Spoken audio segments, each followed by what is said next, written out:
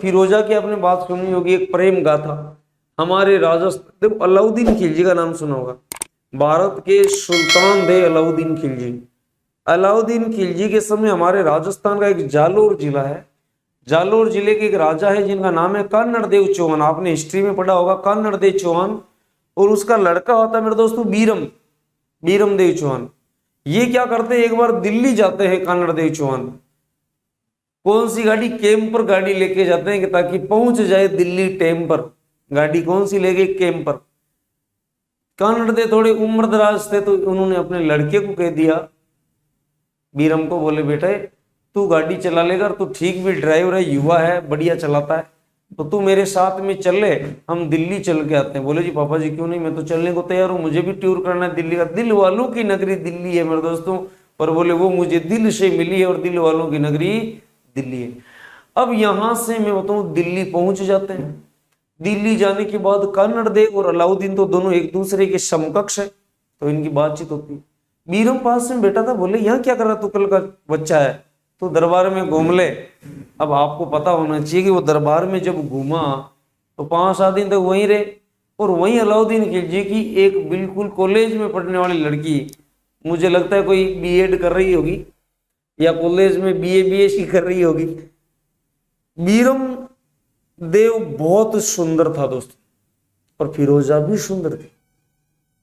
दोनों ने एक दूसरे को देखा होगा, मुझे लगता है एक दूसरे नंबर वगैरह लिख के कागज फेंक दिया होगा। फिरोजा ने मिस कॉल दे दिया, बीरम के पास नंबर आ गए, बातचीत आपस में चालू। ऐसे करते करते काफी दिन बातचीत चल। अब कान्नड़ देव ने कहा बेटे चलते हैं वापस गाँव। बोले नहीं पापा जी अभी कुछ दिनों तक दिल्ली मेरा मन लग गया, मुझे नहीं चलना अभी। बोले अच्छा ऐसी बात है, चल बेटे ठीक है, फिर 2-3 दिन और रह लेते हैं। ऐसे रह लिए, फिर जालोर वापस आ जाते हैं। बीरम का आने का मन नहीं करता, मन क्यों करेगा भाई, आपको पता है बात तो क्या चल रही थी।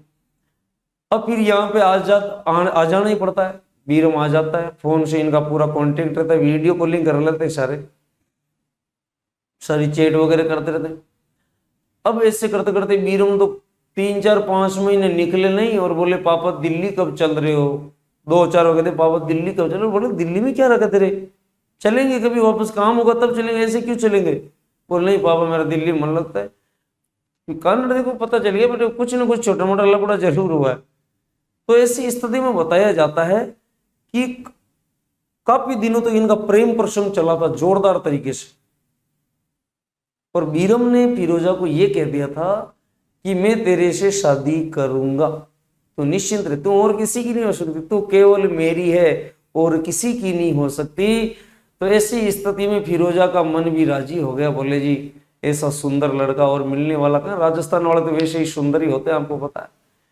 तो ऐसे सुंदर लड़के के चक्कर में फिरोजा इस जाल में फंसी, और इन दोनों का कॉम्बिनेशन चलता रहा।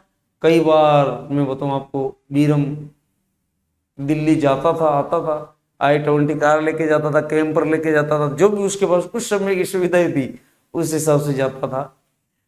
अब 5-6 साल गुजर गए और फिरोजा ने दबाव बनाना चालू कर दिया। बोले जी अब तो कैसे भी हो अब हमें शादी करनी ही होगी, नहीं तो पापा जी बोले दूसरी जगह शादी कर देंगे। बीरम बाद में मैं बताऊं दाने फोन उठाना बंद कर दियो। बीरम ने फोन उठाना बंद कर दिया बाद में। बोले यार ये तो समझ हो गई। बीरम का कहना था कि तुम्हारा धर्म अलग है मेरा धर्म अलग है, धर्म के आधार पर बात ठीक नहीं रहती तो दिक्कत आती है समाजों में।